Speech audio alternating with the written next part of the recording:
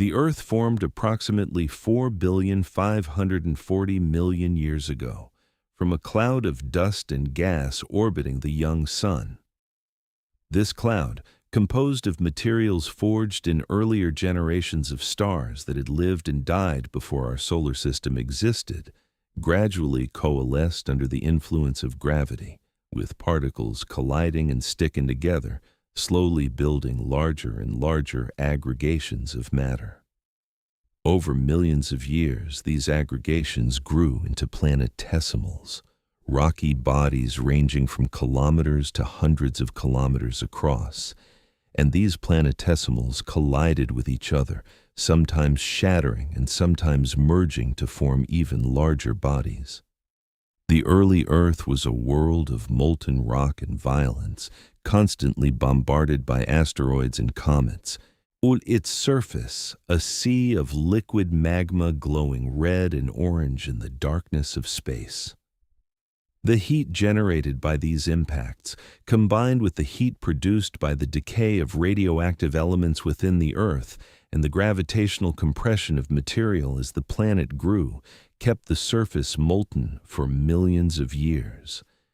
There was no solid ground, no oceans, no atmosphere as we would recognize it today, only a hellish landscape of liquid rock, occasionally punctuated by the explosive impacts of large asteroids. During this early period, perhaps 50 to 100 million years after the Earth began to form, a collision occurred that would fundamentally shape our planet. A Mars-sized body, sometimes called Theia, struck the Earth in a glancing blow.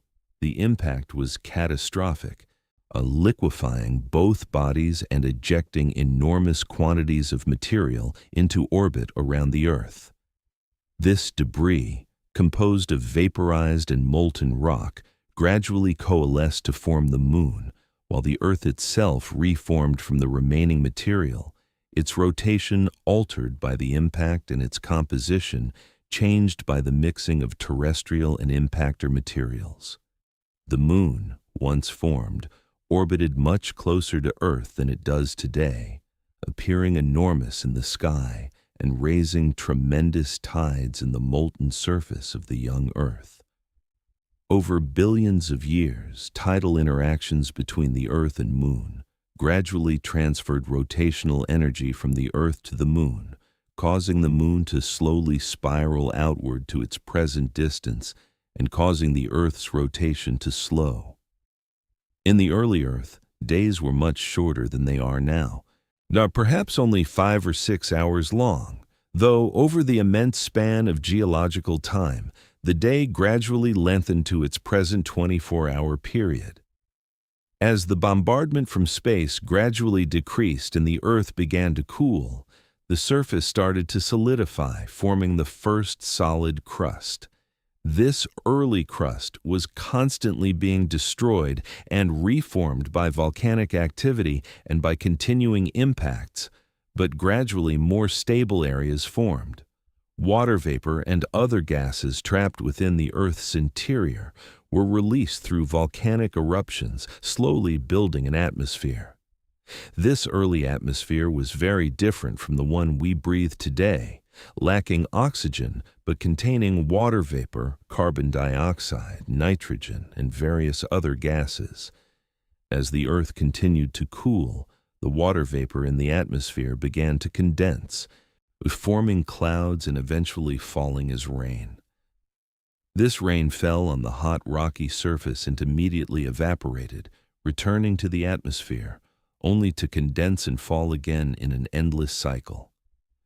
Over time, as the surface cooled further, the water began to accumulate, pooling in low areas and forming the first oceans. This process probably took millions of years, with the early oceans being quite hot, perhaps close to boiling, and very acidic due to dissolved volcanic gases. The formation of oceans was a crucial development in Earth's history, as water would prove essential for the emergence and evolution of life. The oceans provided a stable environment, protected from the harsh ultraviolet radiation from the sun, which, in the absence of an ozone layer, bathed the land surface in sterilizing radiation. The oceans also provided a medium for chemical reactions, allowing dissolved minerals and organic molecules to interact and combine in ways that would not be possible in a dry environment. During the first billion years of Earth's history, a period called the Hadean Eon, the planet slowly transformed from a molten, barren world into one with a solid surface, oceans, and an atmosphere. The exact conditions during this time remain somewhat uncertain because very few rocks survive from this period, having been recycled by geological processes or destroyed by later events. The oldest known rocks on Earth date to about 4 billion years ago from northwestern Canada, and these rocks show evidence of having formed in the presence of liquid water, indicating that oceans existed at this early time. Around 3,800,000,000 years ago, Earth entered a period called the Late Heavy Bombardment, when the rate of asteroid and comet impacts increased dramatically. This bombardment, which lasted perhaps 100 to 200 million years, was caused by gravitational disturbances in the outer solar system that sent many asteroids and comets hurtling toward the inner planets. The impacts during this period were severe, with some large enough to vaporize portions of the oceans and to sterilize large areas of the surface. Yet life, if it had already emerged by this time, somehow survived, perhaps in deep ocean environments or in underground habitats protected from surface conditions. The origin of life on Earth remains one of the great mysteries of science. We do not know exactly when life first appeared, though evidence suggests it emerged relatively early in Earth's history, possibly as early as 4 billion years ago or perhaps somewhat later. We do not know precisely where life originated, though various environments have been suggested, including deep-sea hydrothermal vents, shallow tidal pools, or clay mineral surfaces, and we do not know the exact mechanisms by which non-living chemistry transformed into living biology, though many hypotheses have been proposed and tested. What we do know is that by at least 3,500,000,000 years ago, life was present on Earth. Fossils from this time, preserved in rocks in Australia and South Africa, show evidence of stromatolites, layered structures created by communities of microorganisms, particularly cyanobacteria. These stromatolites, built up gradually over many years as microorganisms trapped and bound sediment and as layers of organisms grew over previous layers, provide clear evidence that life had not only emerged, but had begun to shape the physical environment.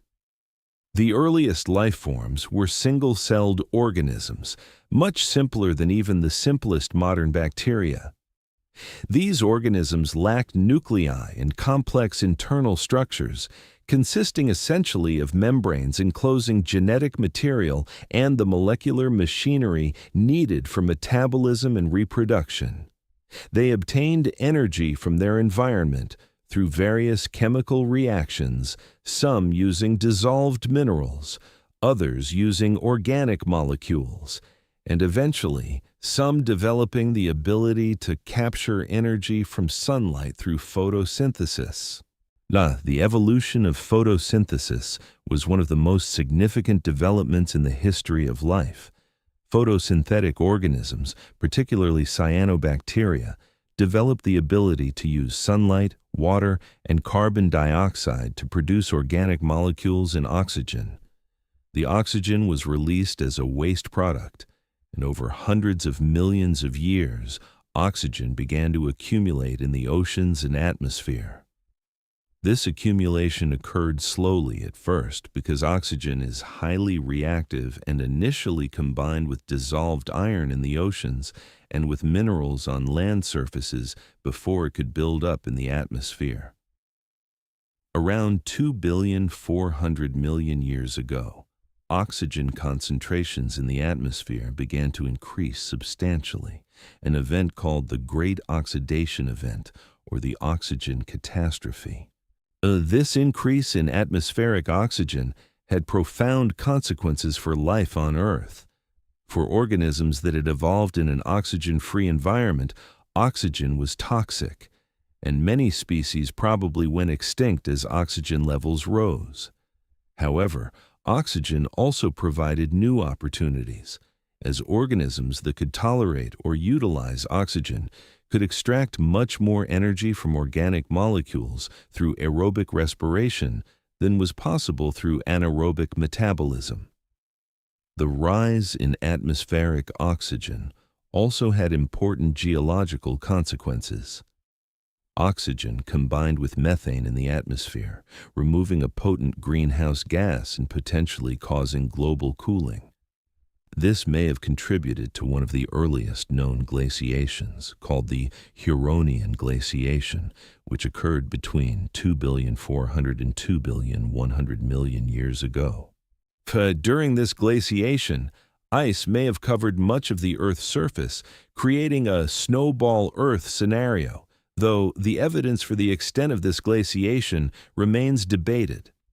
The period from about 2,500,000,000 years ago to about 540,000,000 years ago is called the Proterozoic Eon.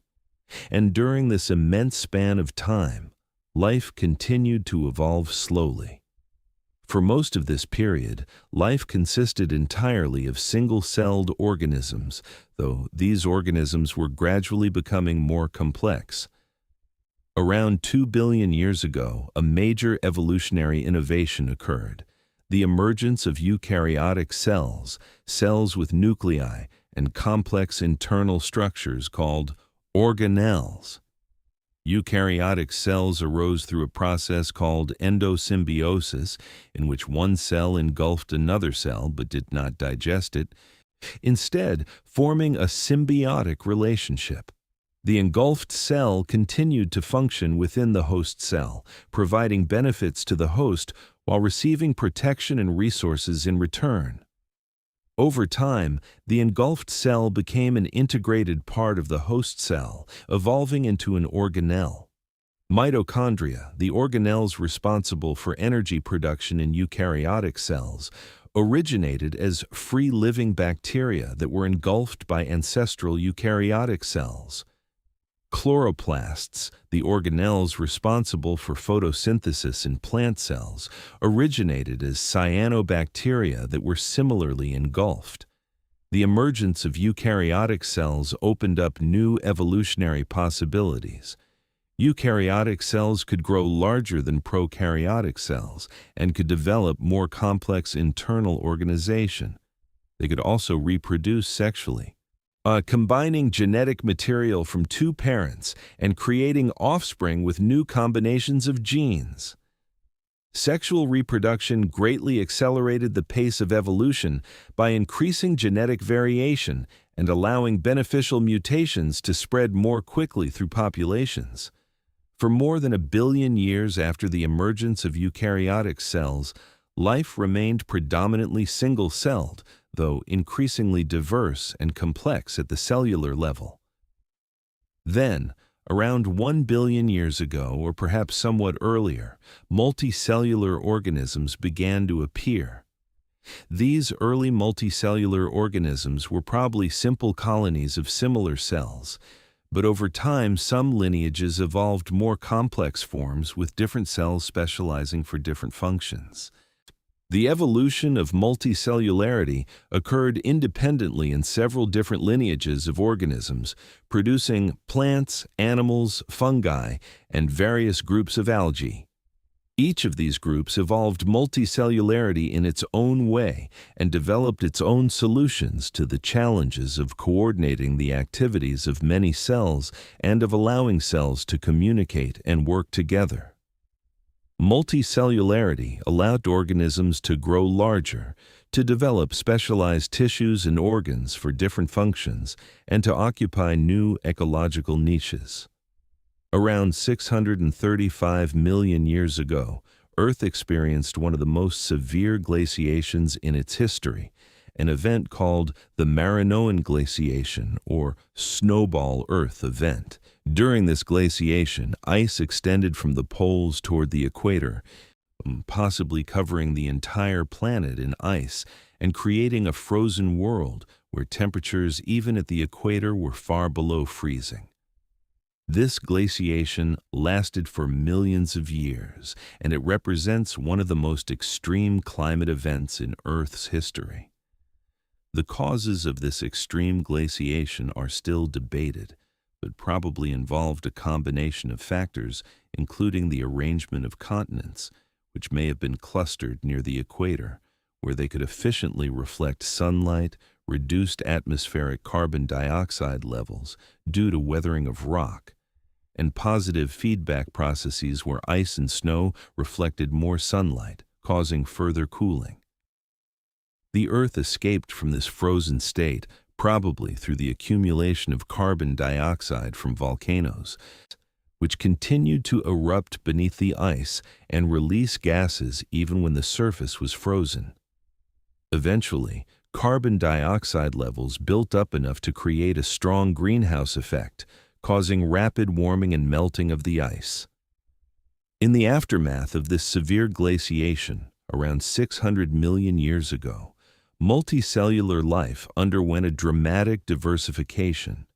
The first complex animals appeared, initially as soft-bodied organisms that left few fossils, but gradually evolving more diverse forms. This period, called the Ediacaran period, saw the emergence of strange organisms quite unlike anything alive today, including frond-like creatures, quilted organisms, and possibly early ancestors of modern animal groups. The Ediacaran fauna, as these organisms are collectively known, lived on and in the seafloor, in shallow marine environments around the world. Many of these organisms were sessile, attached to the seafloor and unable to move, while others were mobile, crawling across the sediment surface. There is little evidence of predation during the Ediacaran period, suggesting these organisms may have obtained nutrition through absorption, through symbiotic relationships with photosynthetic organisms, or through filter feeding rather than by eating each other. The Ediacaran period ended around 540 million years ago, marking the transition to the Phanerozoic eon, the current eon of Earth's history, which is characterized by abundant fossils of complex life.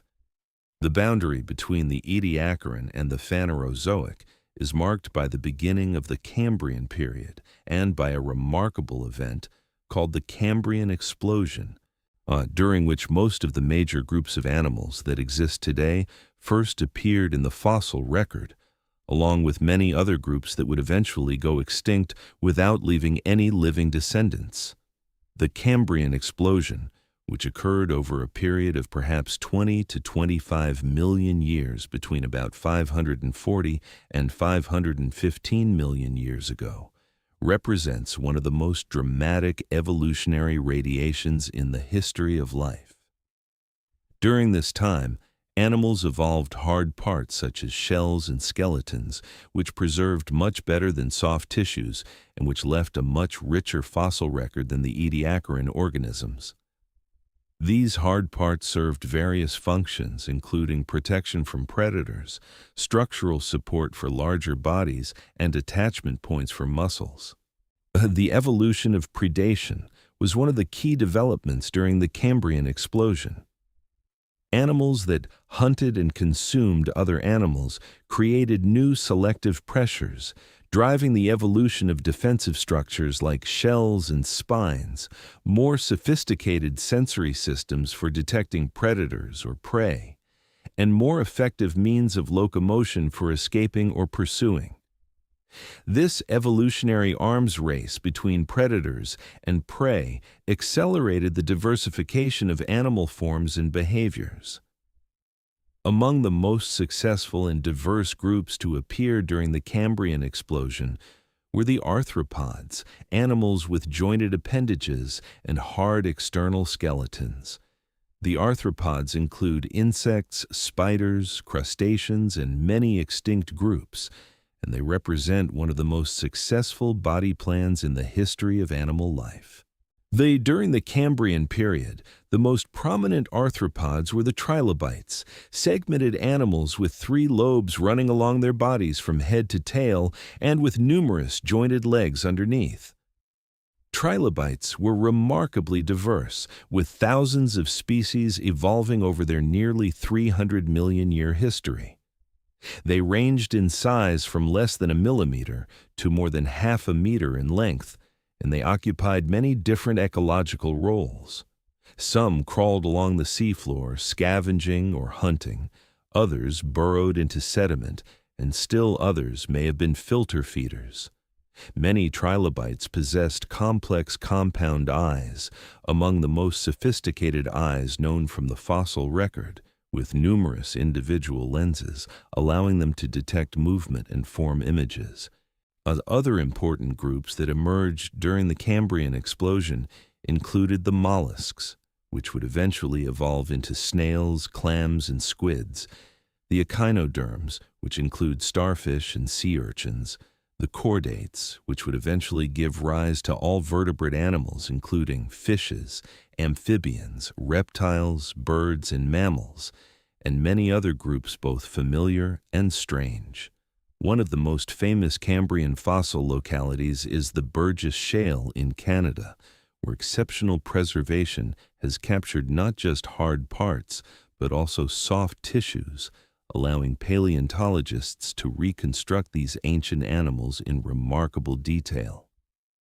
The Burgess Shale fauna includes many strange organisms unlike anything alive today, including Anomalocaris, a large predator with grasping appendages and a circular mouth, Hallucigenia, an enigmatic creature with spines along its back and tentacle-like legs, and Opabinia, an animal with 5 eyes and a long, flexible proboscis. As the Cambrian period gave way to the Ordovician period around 485 million years ago, marine life continued to diversify and spread. The seas of the Ordovician period were home to diverse communities of trilobites, mollusks, echinoderms, brachiopods, corals, and other organisms.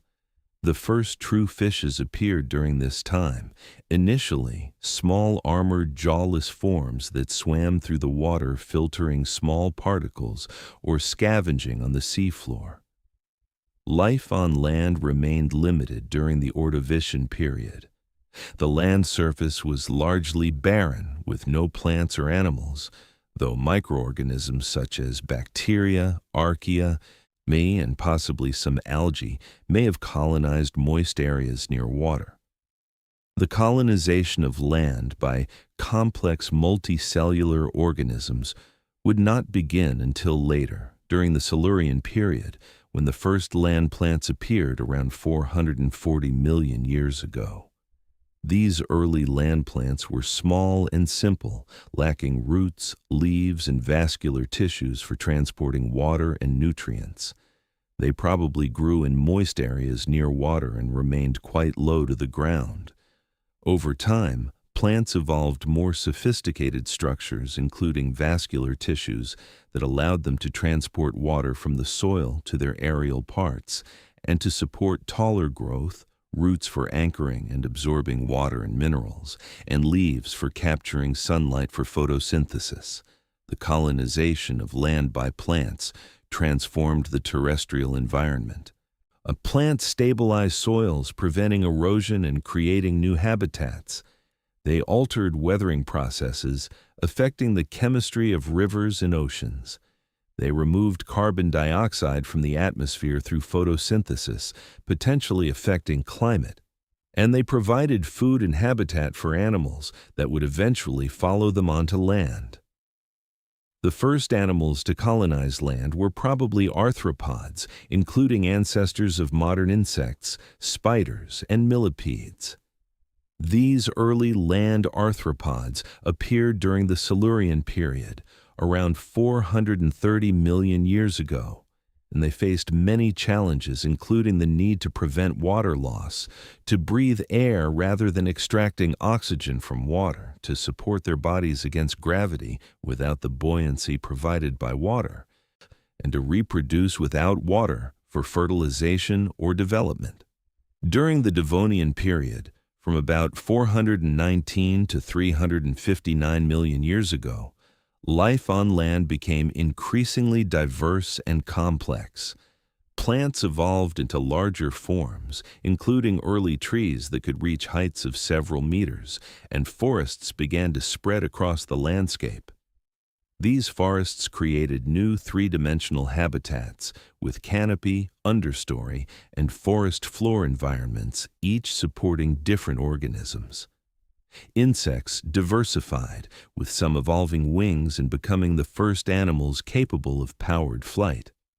Other arthropods, including spiders and scorpions, also became more diverse.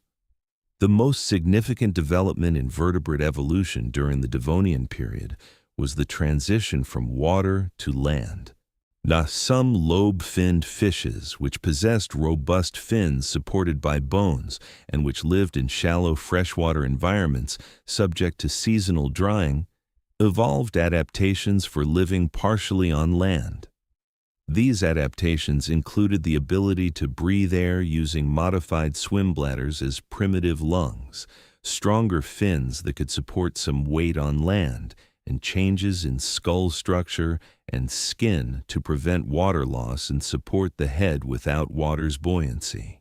Around 375 million years ago, during the late Devonian period, the first tetrapods appeared, four-limbed vertebrates that could spend at least some time on land.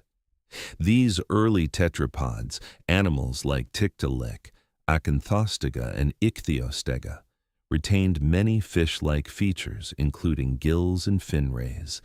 But they also possessed four limbs with distinct digits, representing a major transition in vertebrate evolution. These animals were probably still primarily aquatic, but could move across land between bodies of water or exploit food resources along shorelines. The evolution of tetrapods opened up new ecological opportunities on land and in freshwater environments. During the Carboniferous period, from about 359 to 299 million years ago, tetrapods diversified into many forms. Some remained aquatic or semi-aquatic throughout their lives, while others became increasingly terrestrial. These early tetrapods are sometimes referred to as amphibians, though they were quite different from modern amphibians like frogs and salamanders, and not all of them were ancestors of modern amphibians. The Carboniferous period was a time of vast swamp forests in tropical regions. These forests were dominated by giant club mosses, horsetails, and ferns, some growing to heights of 40 meters or more. These plants produced enormous quantities of plant material, and when they died, their remains accumulated in swamps where low oxygen levels prevented complete decay. Over millions of years, these accumulated plant remains were compressed and transformed into coal, which is why this period is called the Carboniferous, meaning coal-bearing. The extensive forests of the Carboniferous period removed large amounts of carbon dioxide from the atmosphere and stored it as plant material and eventually coal. This drawdown of atmospheric carbon dioxide contributed to a period of global cooling and glaciation during the late Carboniferous period. The oxygen levels in the atmosphere also increased during this time, reaching perhaps 35% compared to 21% today. These high oxygen levels may have allowed arthropods to grow to enormous sizes, as oxygen diffusion through their respiratory systems would have been more efficient. Giant millipedes reaching length of 2 meters, dragonflies with wingspans of 70 centimeters, and other oversized arthropods lived during the Carboniferous period. The most significant evolutionary development during the Carboniferous period, in terms of long-term consequences for terrestrial vertebrate life, was the evolution of the amniotic egg. The amniotic egg is an egg that can be laid on land and that contains specialized membranes protecting the developing embryo from desiccation while providing for gas exchange, waste storage, and nutrition. The evolution of the amniotic egg freed vertebrates from the necessity of returning to water to reproduce and allowed them to colonize drier environments far from standing water. The first amniotes, the vertebrates that produced amniotic eggs, appeared during the Carboniferous period around 320 million years ago. These early amniotes were small, lizard-like animals that probably fed on insects and other small arthropods. They represented a new branch in vertebrate evolution, one that would eventually give rise to all reptiles, birds, and mammals, collectively called amniotes to distinguish them from amphibians and fishes. Soon after the evolution of the amniotic egg, the amniotes split into two major lineages distinguished by differences in skull structure. The synapsids, characterized by a single temporal opening behind the eye socket, would eventually give rise to mammals. The sauropsids, characterized by different skull openings or by the absence of such openings in early forms, would eventually give rise to all modern reptiles and birds. During the late Carboniferous and the succeeding Permian period, both synapsids and sauropsids diversified considerably. The Permian period lasted from about 299 million years ago to about 252 million years ago. During this time, the continents gradually moved together to form a single supercontinent called Pangaea, surrounded by a single global ocean called Panthalassa. This continental configuration had important effects on climate, as the interior of Pangaea was far from any ocean and became extremely arid, creating vast desert regions. The climate became more seasonal and more variable than during the Carboniferous period. The synapsids became the dominant large land animals during the Permian period. These animals, sometimes called mammal-like reptiles, though they were not actually reptiles, included both herbivores and carnivores, and ranged in size from small insect eaters to large predators and herbivores weighing hundreds of kilograms. Some synapsids, like the sail-backed Dimetrodon, are often mistaken for dinosaurs, but actually lived long before dinosaurs evolved and were more closely related to mammals than to any reptile.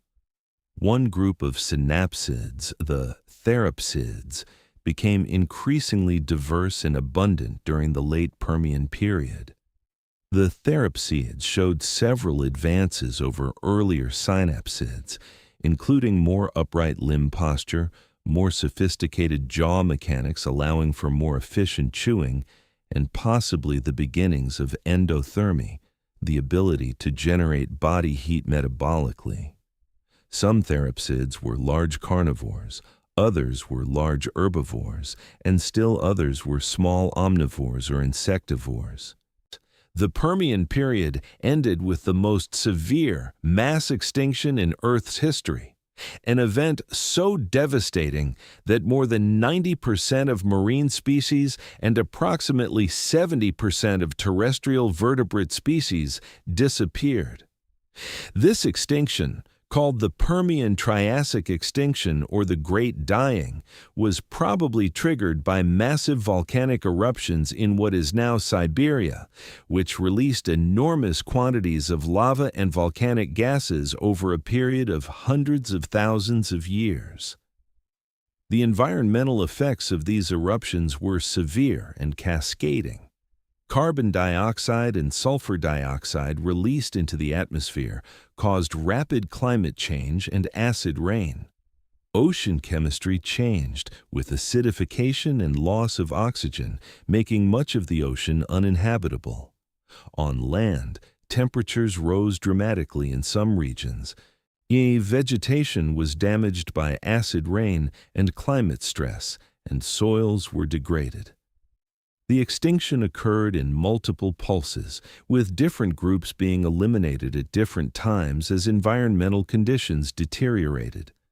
The recovery from the Permian-Triassic extinction was slow, taking millions of years for ecosystems to rebuild and for biodiversity to begin to approach pre-extinction levels.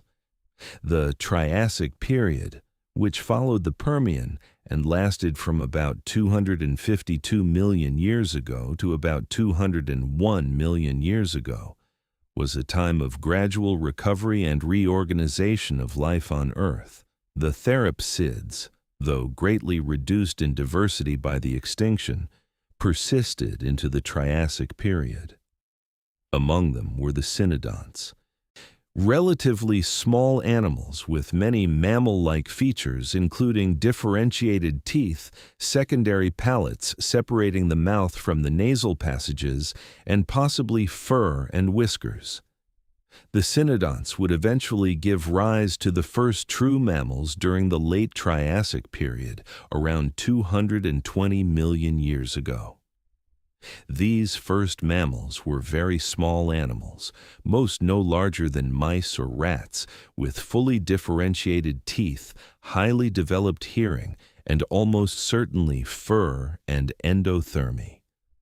The mammals remained small and relatively inconspicuous throughout the Mesozoic era, living in the shadow of the dinosaurs and occupying ecological niches such as nocturnal insectivory that were not extensively exploited by dinosaurs.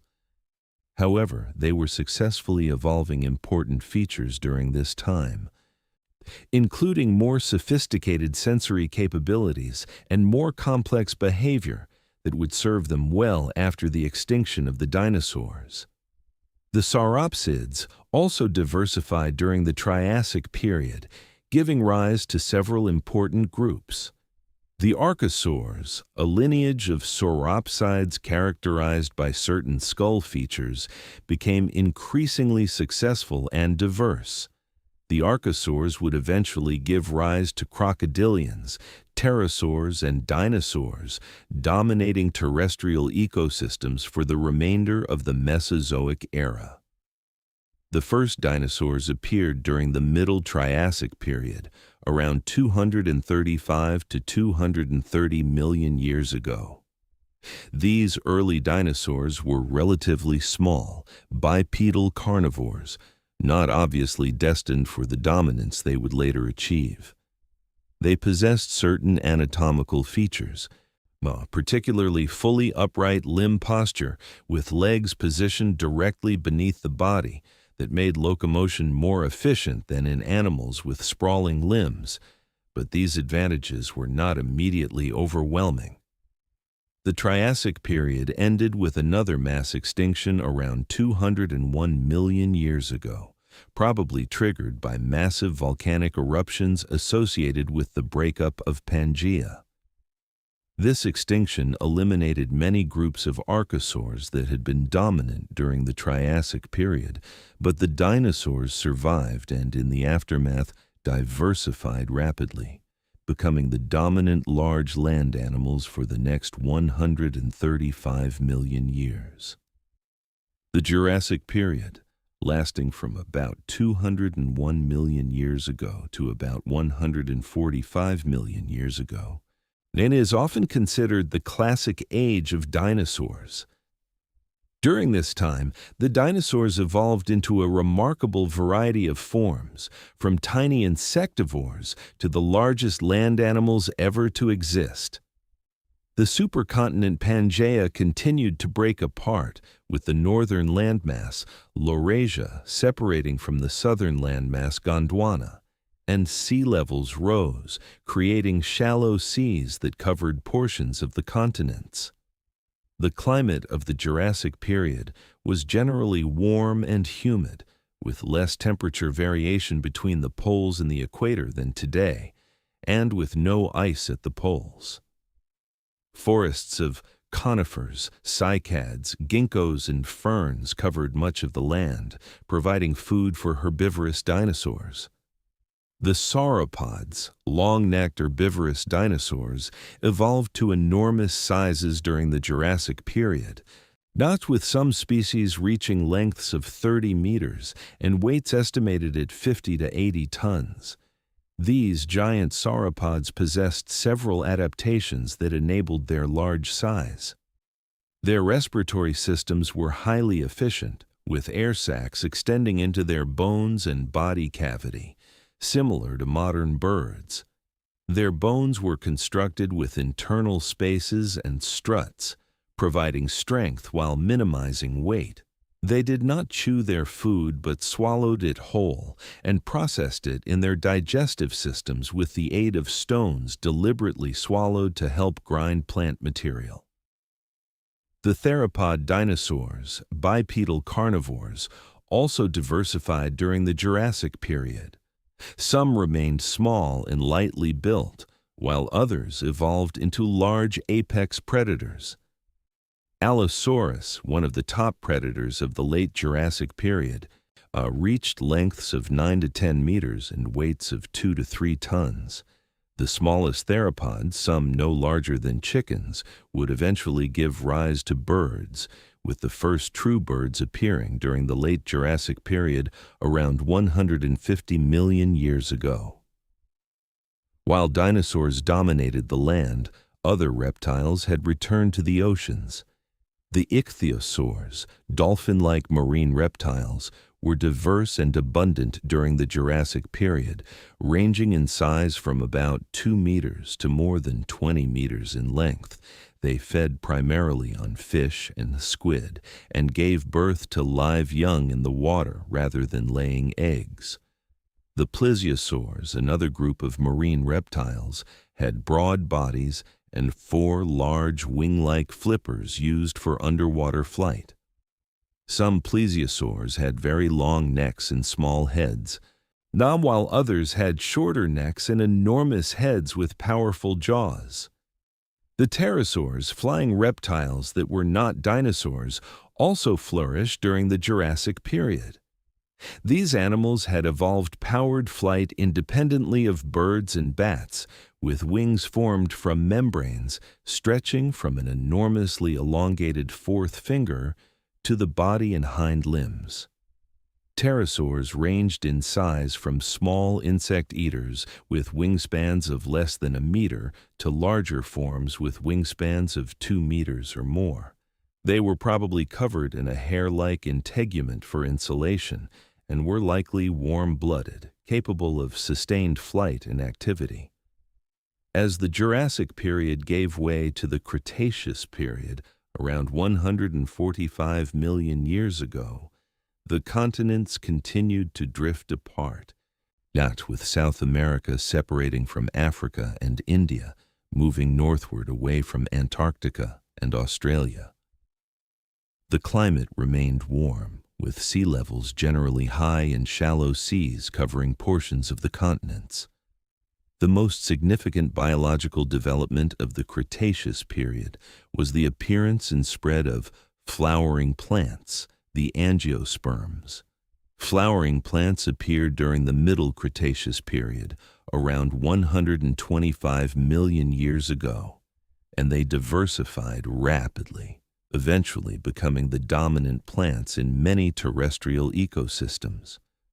Flowering plants differ from earlier seed plants in producing flowers for reproduction, often with specialized structures for attracting animal pollinators, and in producing fruits that enclose seeds and often facilitate seed dispersal by animals. The evolution of flowering plants drove the diversification of insects, particularly bees, butterflies, and moths, which evolved specialized structures and behaviors for exploiting flowers. The dinosaurs continued to diversify during the Cretaceous period, with many new groups appearing. The hadrosaurs, or duck-billed dinosaurs, became abundant herbivores with batteries of hundreds of teeth for grinding plant material, and often with elaborate crests on their heads that may have functioned in sound production. The ceratopsians, or horned dinosaurs, evolved elaborate horns and frills, probably used for defense, display, or combat with rivals. The ankylosaurs, heavily armored dinosaurs, developed extensive bony plates and spikes for protection, and some possessed large tail clubs for defense. The theropods also continued to diversify, with new groups of large predators evolving. The tyrannosaurids, which appeared during the late Cretaceous period, included some of the largest terrestrial carnivores ever to exist, including Tyrannosaurus rex, which reached lengths of 12 meters and weights of 6 to 9 tons. Smaller theropods also diversified, with many groups evolving specialized diets and behaviors. Some became omnivorous or herbivorous, some developed adaptations for fish eating, and many were covered in feathers. Birds, which had evolved from small theropod dinosaurs during the Jurassic period, diversified considerably during the Cretaceous period. By the late Cretaceous period, some bird groups had evolved that would survive the coming extinction and give rise to all modern birds. These included ancestors of modern ratites, waterfowl, and various other groups. Birds occupied many ecological niches, from marine environments where they fed on fish to terrestrial environments where they fed on insects, seeds, and other foods. The mammals also continued to evolve during the Cretaceous period, though they remained small and relatively inconspicuous. During the Cretaceous period, the three major groups of modern mammals arose: the monotremes, which lay eggs; the marsupials, which give birth to underdeveloped young that complete development in a pouch; and the placentals, which nourish developing young through a placenta. These groups diverged by the early Cretaceous period, though their early members were all quite small and probably nocturnal. 66 million years ago, at the end of the Cretaceous period, a catastrophe occurred that would fundamentally alter the course of life on Earth. An asteroid approximately 10 to 15 kilometers in diameter struck the Earth in what is now the Yucatan Peninsula in Mexico. The impact released energy equivalent to billions of nuclear weapons, creating an enormous crater, triggering earthquakes and tsunamis, and ejecting vast quantities of debris into the atmosphere. The debris thrown into the atmosphere blocked sunlight for months or years, causing temperatures to plummet and photosynthesis to cease or greatly diminish worldwide. Plants died from lack of sunlight, herbivores starved as their food sources disappeared, and carnivores lost their prey. The extinction that followed eliminated approximately 75% of all species on Earth, including all non-avian dinosaurs, the pterosaurs, the mosasaurs, and plesiosaurs, and many other groups. The selectivity of the extinction provides clues about survival. Animals requiring large amounts of food were particularly vulnerable, while those that could survive with limited food had better chances.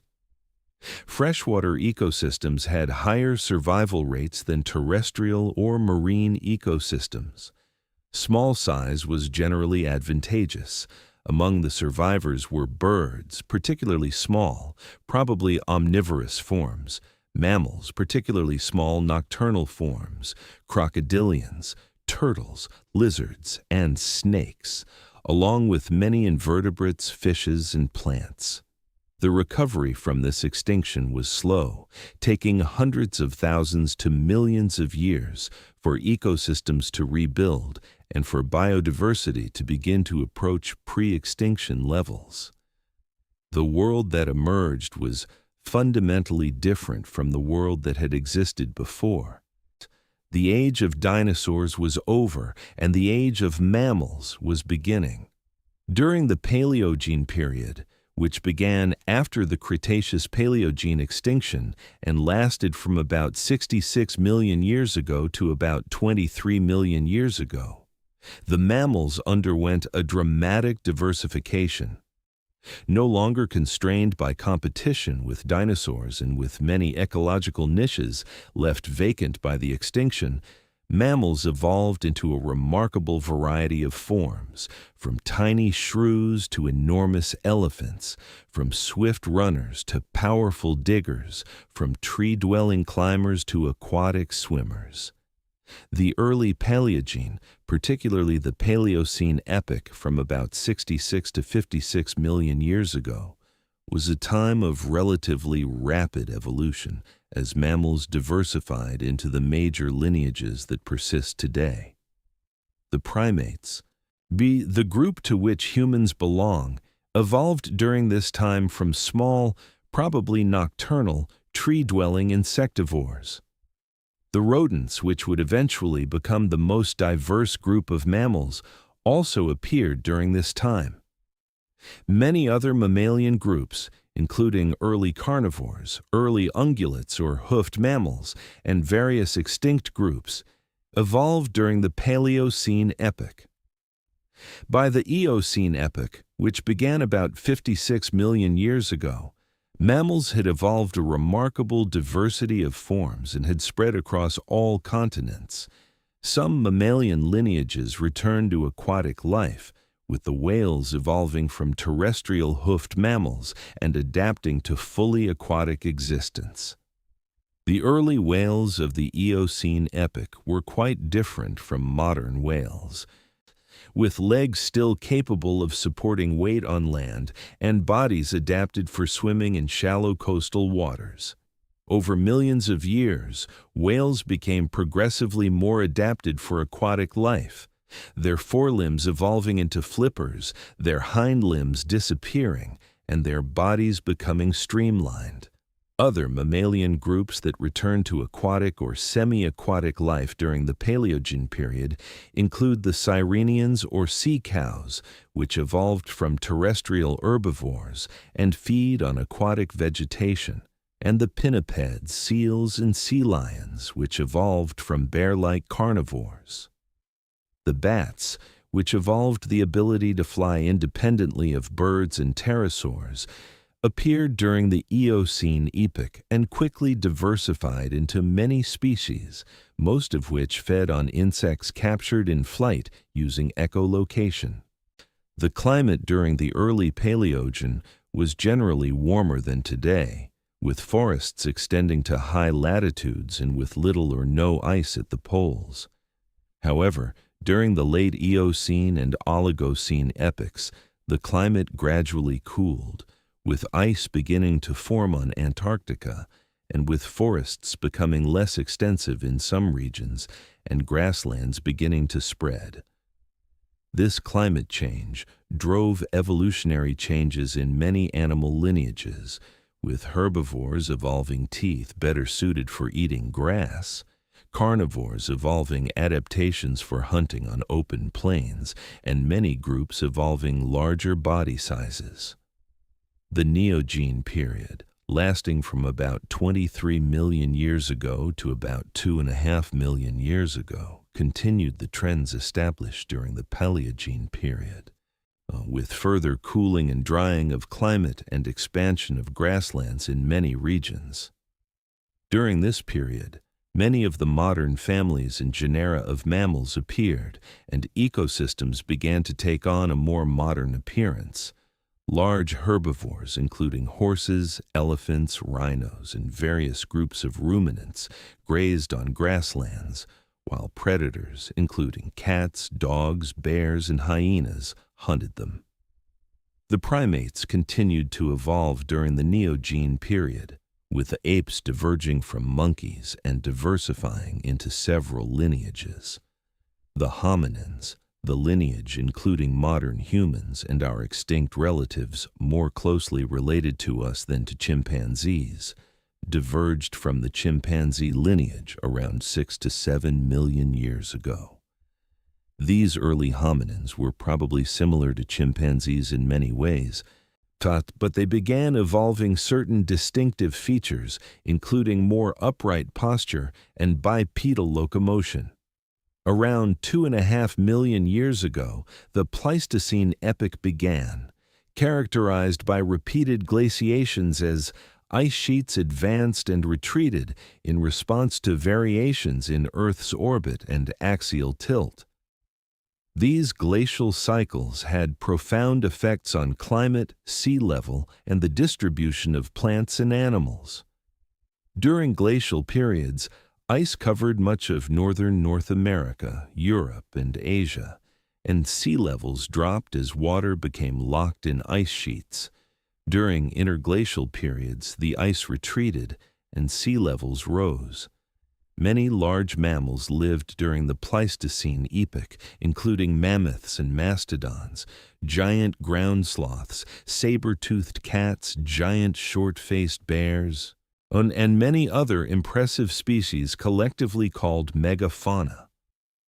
These large animals played important roles in their ecosystems, affecting vegetation through browsing and grazing, serving as prey for large predators, and creating habitats through their activities. Toward the end of the Pleistocene epoch, many of these large mammals went extinct, particularly in the Americas and Australia.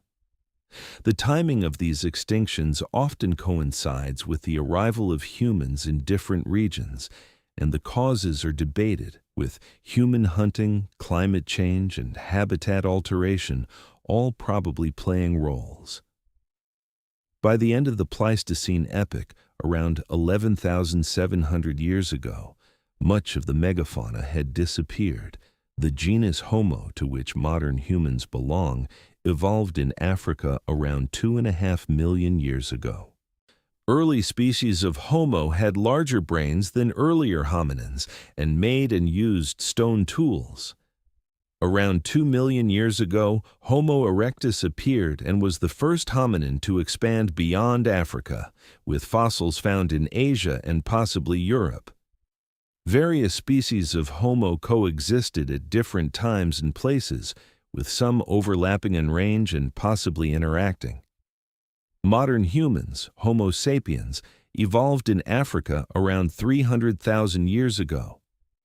Around 70,000 years ago, some populations began migrating out of Africa, eventually spreading to Asia, Europe, Australia, and the Americas. As modern humans spread, they encountered other hominin species, including Neanderthals in Europe and Western Asia and Denisovans in Asia. There is evidence of interbreeding between modern humans and these other hominin species, as most non-African people carry small amounts of Neanderthal DNA in their genomes. The world that existed before the emergence and global spread of modern humans was vastly different from the world we know today. For billions of years, Earth had been shaped by geological processes, by the evolution and extinction of countless species, by climate changes and asteroid impacts, by the gradual transformation of the atmosphere and oceans, all without any human influence or awareness. This pre-human world left its marks in the geological record, in fossils preserved in rock, in the chemical composition of the atmosphere, in the arrangement of continents, in the diversity of life that surrounds us today. Understanding this deep history provides perspective on our own species and our relationship with the planet. We are latecomers, appearing only in the last few moments of Earth's history if we compress 4.5 billion years into a single year. The processes that shaped the world, that created the continents and oceans, that filled the atmosphere with oxygen, that produced the fossil fuels we use, that created the soils we cultivate, all occurred long before humans existed.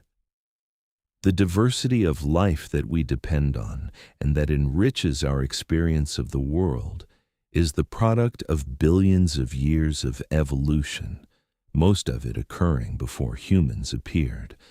The geological forces that created the mountains we see, the valleys through which rivers flow, the plains and plateaus and coastal regions where we live, operated over millions of years through the slow movement of tectonic plates, the uplift and erosion of rock, the deposition of sediments, the volcanic eruptions that built islands and mountains.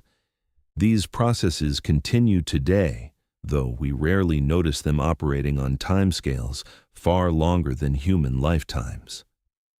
The mountains that seem permanent and unchanging are actually slowly rising or eroding, moving imperceptibly but inexorably over geological time.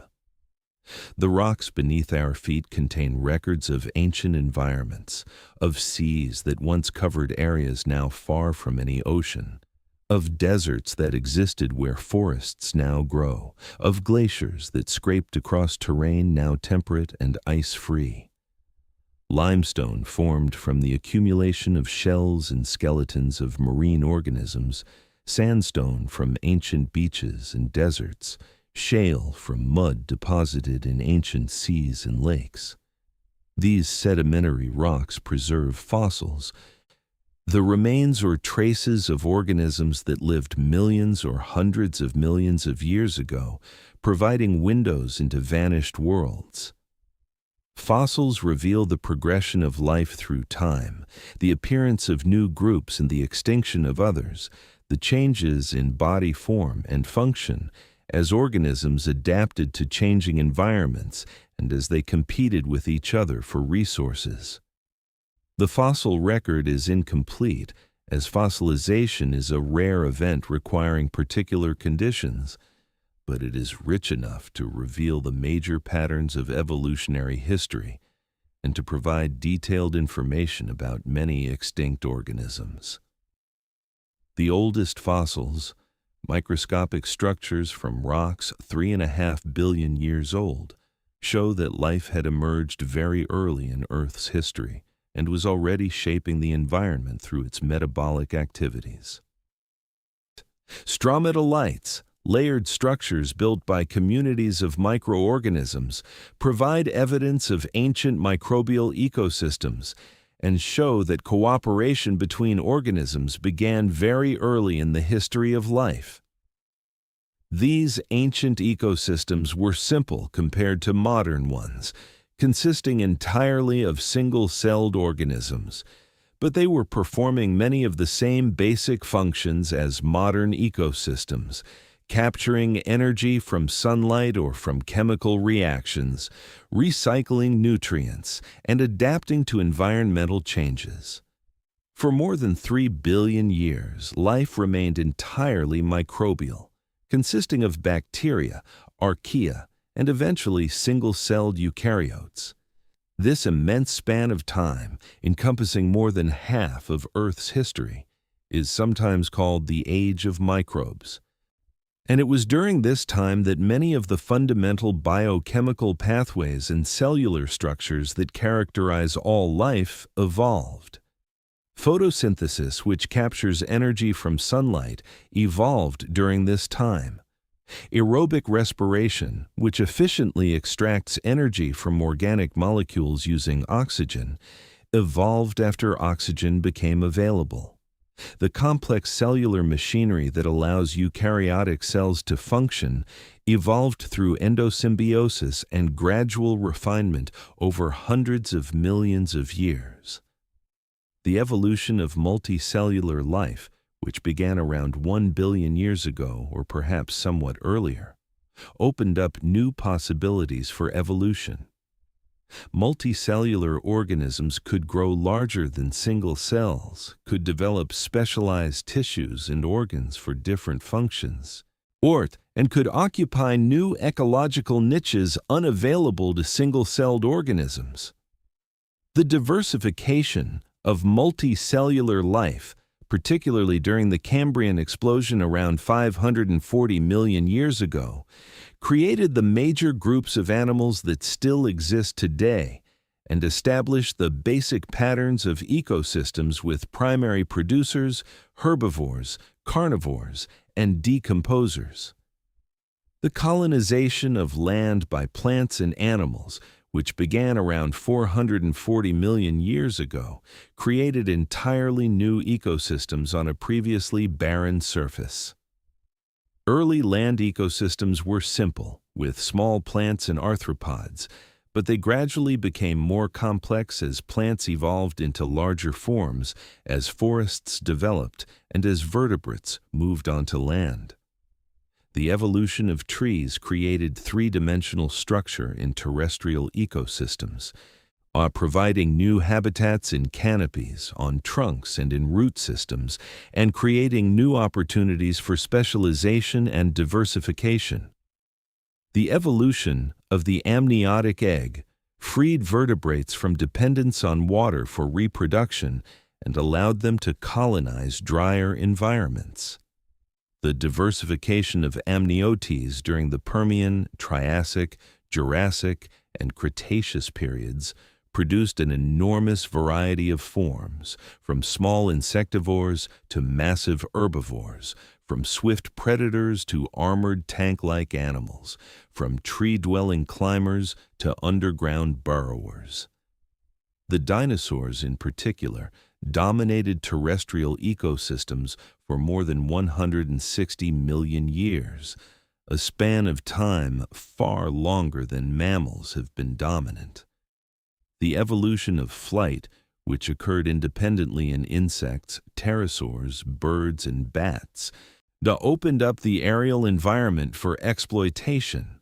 Flying animals could escape ground-based predators, could access food resources unavailable to terrestrial animals, could disperse over long distances, and could migrate seasonally to track favorable conditions. The evolution of flight required numerous anatomical and physiological adaptations, including lightweight skeletons, powerful flight muscles, efficient respiratory systems, and sophisticated sensory systems for navigation and prey detection. The return to aquatic life by various terrestrial lineages, including whales, seals, sea turtles, and others, demonstrates the flexibility of evolution and the power of natural selection to reshape organisms for different environments. These animals had evolved from aquatic ancestors, had adapted to terrestrial life, and then returned to the water, evolving entirely new sets of adaptations for swimming, diving, and obtaining food in aquatic environments. This evolutionary flexibility has allowed life to occupy virtually every available habitat on Earth, from the deepest oceans to the highest mountains, from frozen polar regions to scorching deserts. The mass extinctions that punctuated Earth's history had profound effects on the trajectory of evolution. These extinctions, caused by various factors, including asteroid impacts, massive volcanic eruptions, climate changes, and ocean chemistry changes, eliminated large percentages of species and fundamentally restructured ecosystems. Yet life recovered after each extinction, with surviving lineages diversifying to fill vacant ecological roles and sometimes evolving entirely new body plans and lifestyles that had not existed before the extinction. The Permian-Triassic extinction, the most severe of these events, eliminated more than 90% of marine species and approximately 70% of terrestrial vertebrate species. The recovery took millions of years, and the world that emerged was different in fundamental ways from the world that had existed before. New groups rose to prominence, while old dominant groups were reduced to minor roles or disappeared entirely. The dinosaurs and mammals, which had been relatively insignificant before the extinction, would eventually inherit the world.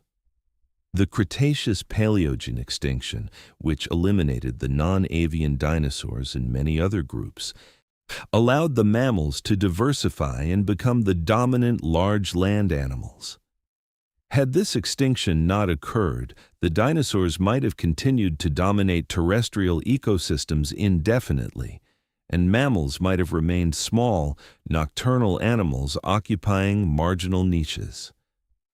The contingent nature of evolutionary history means that small changes in circumstances can have enormous long-term consequences. The world that existed before humans was not static or unchanging.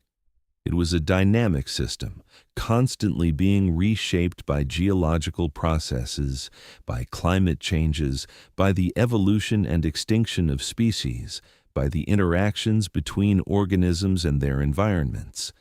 Continents moved, climates warmed and cooled, sea levels rose and fell, mountain ranges uplifted and eroded, species evolved and went extinct. The ecosystems assembled and disassembled. All of this occurred according to physical, chemical, and biological laws, without purpose or direction, through the cumulative effects of countless small changes over immense spans of time. The atmosphere that we breathe, rich in oxygen and relatively low in carbon dioxide, is a product of life, particularly of photosynthetic organisms that have been producing oxygen for billions of years. The early atmosphere contained no free oxygen, and the accumulation of oxygen was gradual, occurring over hundreds of millions of years. This oxygen allowed for the evolution of more complex, energy-intensive forms of life, and also created the ozone layer that protects the surface from harmful ultraviolet radiation. The soils that support terrestrial ecosystems and agriculture are products of weathering of rock combined with the accumulation of organic material from dead plants and other organisms.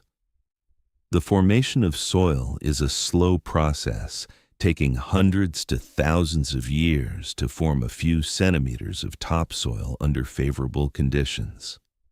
The richness and fertility of soils depend on climate, parent rock material, topography, time, and the organisms present, and soils vary tremendously in their characteristics across different environments.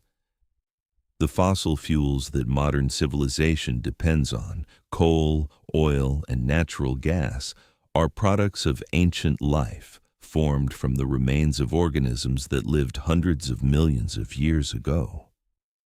Coal formed primarily from plant material that accumulated in swamps during the Carboniferous period, 300 to 350 million years ago.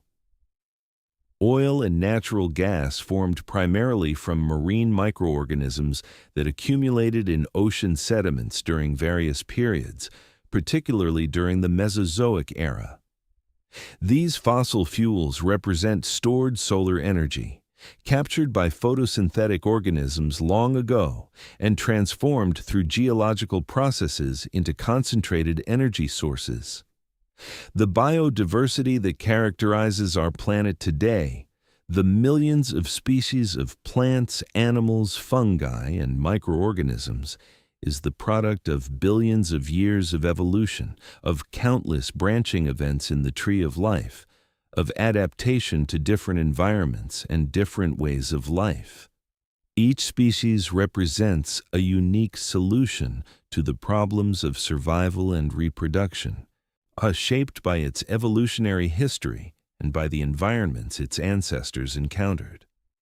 The relationships among species, the ways they interact and depend on each other, reflect their shared evolutionary history and the ecological communities they have co-evolved within. The evolution of complex behaviors, including social behaviors, communication, learning, and tool use, occurred long before humans evolved. Many animals engage in sophisticated behaviors that allow them to obtain food, avoid predators, find mates, and care for offspring. Chimpanzees use tools to extract termites from mounds and to crack nuts. Crows fashion tools from materials they find and use them to obtain food. Whales and dolphins communicate using complex vocalizations. These behaviors are products of evolution, shaped by natural selection over many generations, and they demonstrate that complex cognition and behavior are not unique to humans. The social structures seen in many animals, from insect colonies to primate troops, evolved because they provided advantages for survival and reproduction. Cooperation allows individuals to accomplish things they could not accomplish alone, such as hunting large prey, defending against predators, or caring for young.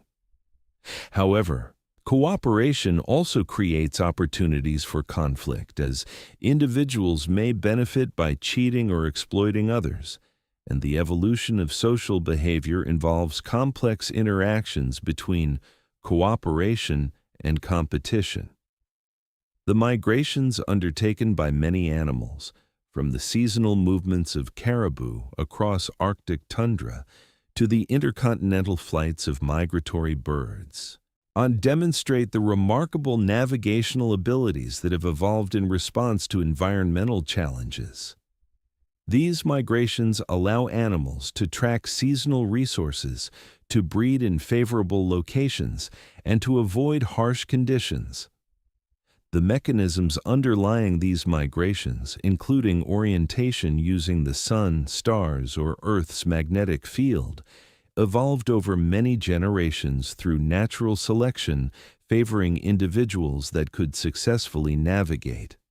The ecological relationships among species, including predation, competition, mutualism, and parasitism, structure communities and affect the distribution and abundance of species. These relationships are not fixed, but change over evolutionary time as species evolve in response to each other. Predators and prey engage in evolutionary arms races, with prey evolving defenses and predators evolving counter-adaptations. Plants and herbivores similarly co-evolve, with plants evolving defenses such as toxins or thorns and herbivores evolving the ability to tolerate or circumvent these defenses. The ecosystems that existed before humans were as complex and dynamic as modern ecosystems, with intricate food webs, nutrient cycles, and energy flows. Primary producers, mainly photosynthetic organisms, captured energy from sunlight and made it available to herbivores, which were consumed by carnivores, with decomposers breaking down dead organic material and recycling nutrients. Disturbances such as fires, floods, and storms periodically disrupted ecosystems, creating opportunities for succession and change. The climate of the pre-human world fluctuated over many timescales, from daily and seasonal variations to long-term changes occurring over thousands or millions of years. Ice ages came and went, driven by variations in Earth's orbit and axial tilt, with ice sheets advancing during cold periods and retreating during warm periods. Between these extremes, the climate varied in complex ways, affecting rainfall patterns, temperature distributions, and the extent of different vegetation types. The distribution of plants and animals across the globe reflects both current environmental conditions and historical factors, including evolutionary history, continental movements, and past climate changes. Species are not distributed randomly, but occur in patterns that reflect their environmental requirements, their ability to disperse, and the barriers that limit their spread. Islands often have distinctive floras and faunas that evolved in isolation from continental populations. Mountains create barriers that separate populations and lead to divergence. Rivers provide corridors for dispersal while also serving as barriers for some species. The evolution of diverse life forms and the assembly of complex ecosystems occurred without any guiding intelligence or purpose, through the operation of natural processes, including mutation, natural selection, genetic drift, and migration. The complexity and apparent design we see in organisms and ecosystems are products of evolution, of the cumulative effects of many small changes over vast spans of time, with each change subject to the test of survival and reproduction. The beauty we perceive in natural landscapes, in the forms of organisms, in the colors of flowers and birds, in the patterns of animal behavior, is not designed for our appreciation, but is either a byproduct of functional adaptations or is the result of sexual selection, where these features evolved because they attracted mates. Yet this beauty is real and moving, a testament to the creative power of evolution and to the remarkable diversity of forms and functions that life has achieved. The pre-human world was not a paradise or a garden maintained for our benefit. It was an immoral system where success meant survival and reproduction, where organisms competed for resources, where predators killed prey, where parasites exploited hosts, where cooperation and conflict coexisted. Yet it was also a system of remarkable complexity and resilience, capable of recovering from catastrophic disruptions, of evolving new forms of life, of maintaining ecological processes over billions of years. Understanding the world before humans helps us appreciate both the uniqueness of human civilization and the continuity between humans and the rest of life.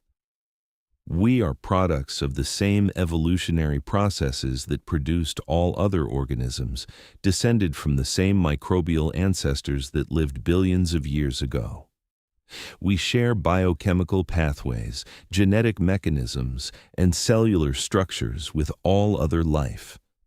We are embedded in ecosystems, dependent on plants for oxygen and food, on microorganisms for nutrient cycling, on the complex web of life that sustains all living things.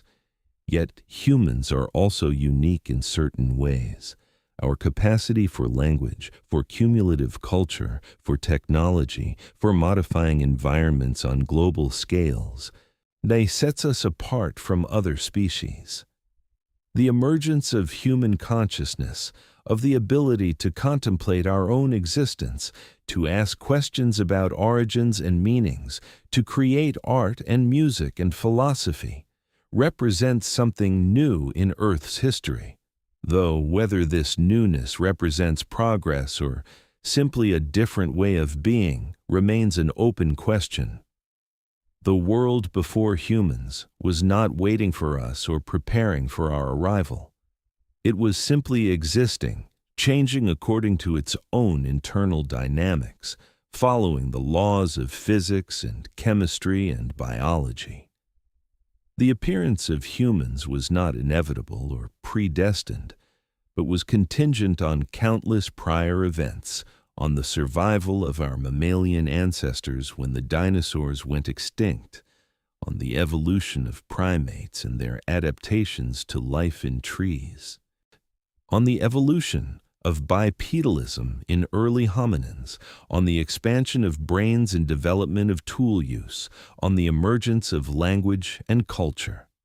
Had any of these events not occurred, or had they occurred differently, humans might never have evolved, or might have evolved into something quite different from what we are. The history of life is full of contingencies, of moments where small changes could have led to vastly different outcomes. The trilobites, so diverse and successful for nearly 300 million years, eventually went extinct, leaving no descendants. The dinosaurs dominated terrestrial ecosystems for more than 160 million years, but except for birds, disappeared in a geological instant. Many other groups have come and gone, some leaving descendants that evolved into new forms, others vanishing without trace. The world that existed before humans was ancient beyond human comprehension, stretching back through billions of years of Earth history. The rocks we walk on are older than any human culture, older than our species, older than our genus, older often than the entire primate lineage. The atoms that compose our bodies were forged in stars that died before our solar system formed. We are made of stardust, assembled through billions of years of cosmic and biological evolution into temporary configurations called human beings. This perspective on deep time, on the vast ages that preceded human existence, can be both humbling and inspiring. It reminds us that we are small and brief compared to the cosmic and geological scales on which the universe and Earth operate. It reminds us that the world existed long before us and will continue long after we are gone. It reminds us that we are part of nature, products of natural processes, subject to the same physical laws as everything else. Yet this perspective can also inspire wonder at the complexity and beauty of the world, at the remarkable processes that created the conditions for our existence, at the long evolutionary journey from simple microorganisms to complex conscious beings. We are products of 4 billion years of evolution, inheritors of genetic information that has been passed down through countless generations, carriers of the spark of life that ignited in Earth's early oceans and has persisted through all the changes and catastrophes that have befallen the planet. The world before humans was a world of cycles and patterns, of seasons and migrations, of births and deaths, of evolution and extinction. These processes continue today, though increasingly influenced and disrupted by human activities. Understanding the deep history of life and Earth helps us understand the present, to see how the world we inhabit came to be, and perhaps to think more carefully about how our actions affect the continuation of processes that have operated for billions of years. In the slow passage of geological time, measured in millions and billions of years rather than in human lifetimes or even in the span of human history, the world before humans evolved from a molten ball of rock into a planet teeming with life, into an incredibly diverse and complex biosphere with millions of species occupying every conceivable ecological niche. This transformation was not directed or planned, but emerged from the operation of natural laws, from the interplay of physics, chemistry, geology, and biology over immense spans of time. The world before humans set the stage for everything that would follow, creating the conditions that would eventually allow humans to evolve, providing the raw materials and energy sources that human civilization would exploit, establishing the ecological systems that would support human populations. Yet this world was not created for humans or for any purpose. It simply was, existing and changing according to its own dynamics, following its own trajectory through time. As we contemplate this deep history, this vast expanse of time before human consciousness emerged to observe and wonder at it, we might feel a sense of connection to the ancient processes that shaped our world, a sense of kinship with the organisms that preceded us and with those that share the planet with us today. We are part of the long story of life on Earth, latecomers certainly, but participants nonetheless in the ongoing evolution and change that characterizes our living planet. The world before humans reminds us that life is ancient, that the capacity for life is robust, persisting through extreme conditions and catastrophic events, evolving and adapting and filling the world with an ever-changing diversity of forms. It reminds us that we are temporary inhabitants of a world that existed for billions of years before us, and that will continue in some form for billions of years after we are gone. Buffett invites us to consider our relationship with this ancient world, to think about our responsibilities as the only species capable of understanding its history and contemplating its future. In the quiet depths of time, the world before humans slowly unfolded, continent by continent, species by species, epoch by epoch, created through countless small changes, the magnificent diversity and complexity we see around us today. This is our inheritance, the product of 4.5 billion years of planetary evolution, and understanding it enriches our appreciation of the present and informs our choices about the future.